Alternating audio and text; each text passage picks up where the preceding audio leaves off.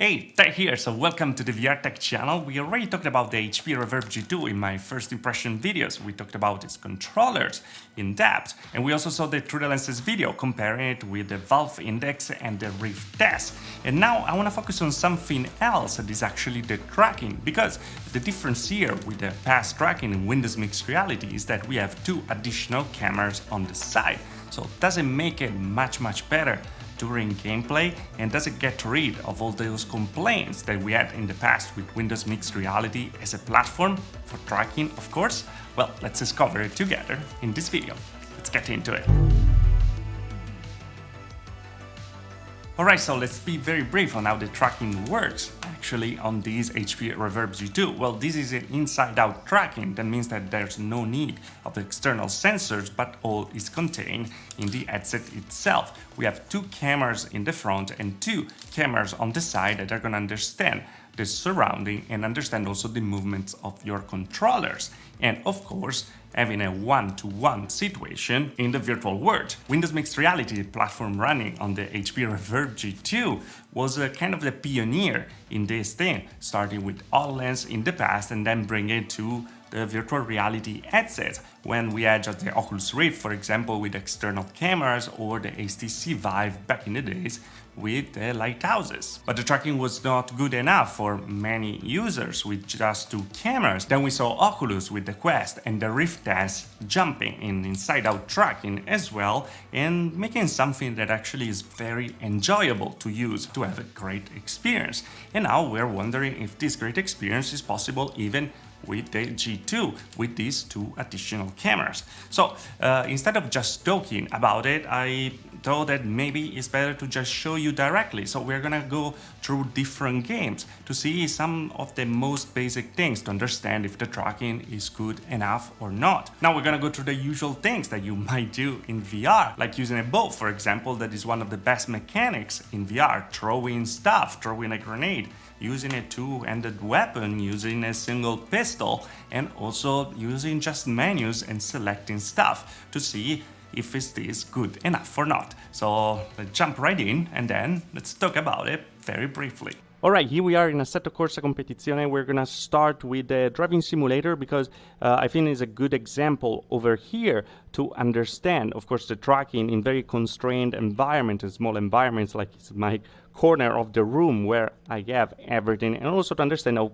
close you can get to the walls in this case, because having two additional cameras, well, you can get very close to everything. You can even touch the wall, as you can see, and still retaining the 60 OF tracking without any hiccups, because of course, even if you include the two cameras in the front like I'm doing it right now, you still have the two on the side to give you the tracking. So that's a very nice thing indeed. You can explore all the cockpit without any problem, turn around and stuff, and that is not gonna compromise the tracking at all. So if you are in a situation when you have a small room or stuff like that, well, it's not gonna be a problem. Now, this is, by the way, the microphone. I messed up the first corner. This is, by the way, the microphone of the HP Reverb G2, raw completely, so you can understand how it sounds. But I also have to say that it's a pre-production unit, so probably they're gonna do some tweaks in the future. Sounds pretty well. Now, I don't want to stay too much in each game. The tracking is completely spot on over here, so if you're using it for simulators in small cockpits and stuff like that, you don't have to worry at all about it. Alright, and here we are with the controllers. Of course, I'm using the Mammoth grip that they fit pretty much. You have just to do a little workaround to make it work. I don't suggest to buy them, but well, at least I can enjoy it right now. And well, that's it. This is Skyrim VR, and this is the tracking with the bow over here.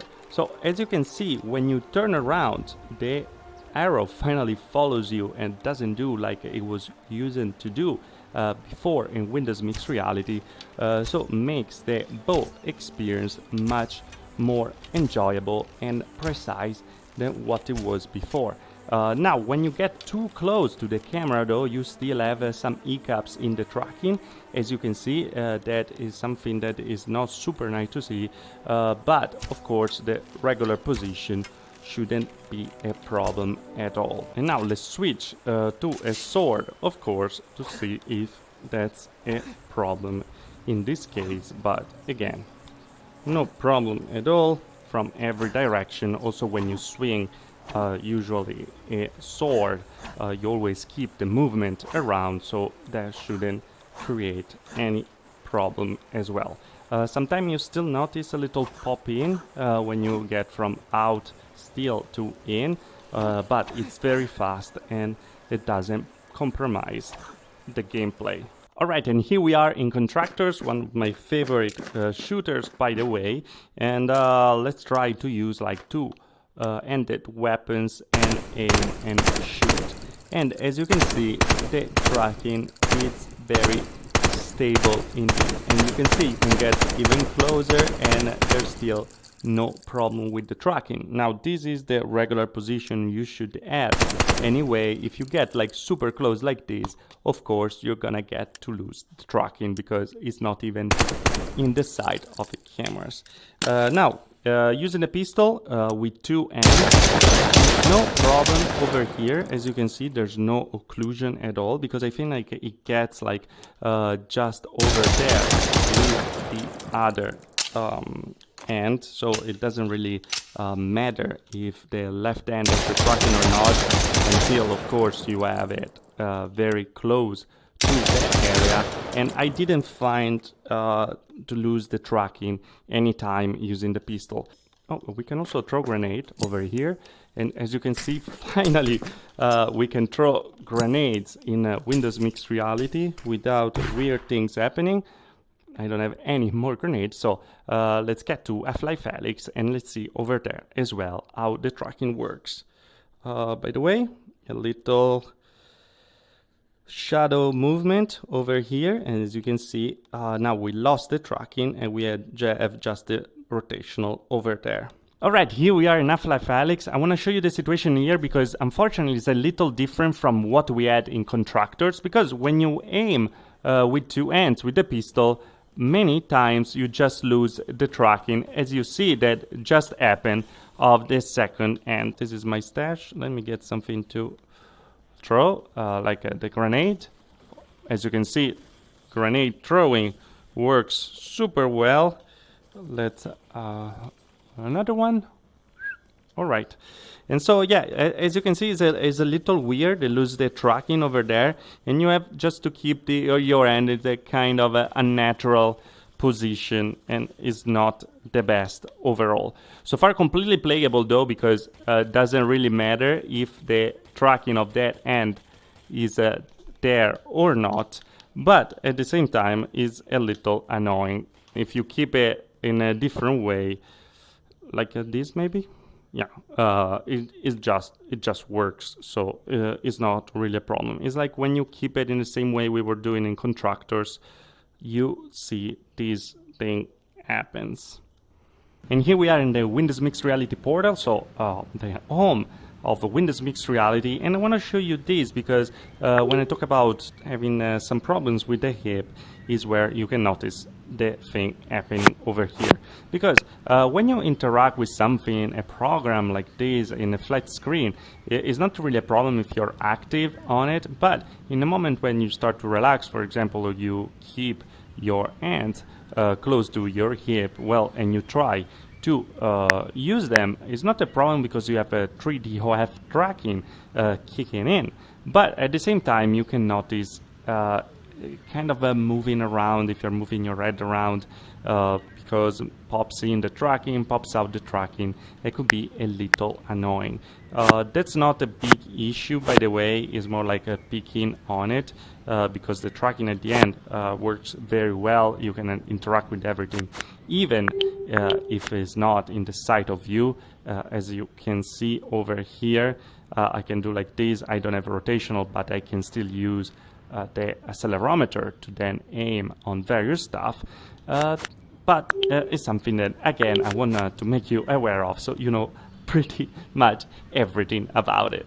But yeah, looking at the shadows, as you can see, we have a lot more tracking area than before. Over here as well, we still have the tracking going completely in this unnatural position over there, so it got much better. Of course, on the top we still have the problem because we don't have any camera over there, but the pop-in is very fast, actually happens around over here as a position, and well, yeah, pretty satisfied overall by it. Let's talk about it.